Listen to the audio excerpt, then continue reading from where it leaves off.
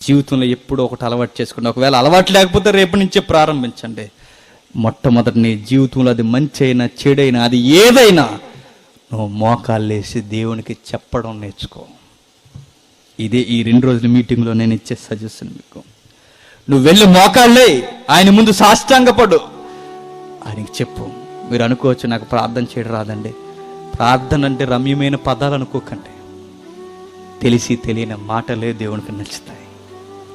ప్రార్థన అంటే విస్తరించి మాట్లాడు రమ్యమైన పదాలు అనుకోకండి.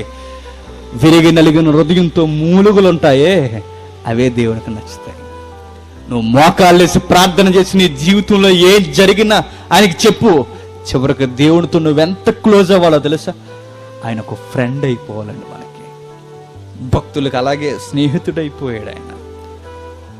ఆయనకి చెప్పకుండా మన జీవితంలో ఏది జరగకూడదు. ఆయనే మన జీవితంలో కేంద్రం అవ్వాలి.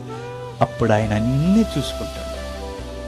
మన గురించి మనం ఆలోచించుకున్నాం అనుకోండి, కన్నీళ్ళు తప్ప ఏమేం మిగలవు.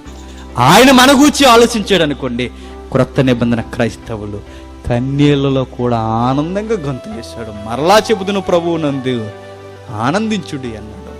ఏం చేస్తున్నారు వారు? కష్టాలు, కన్నీళ్ళు, ఆకలి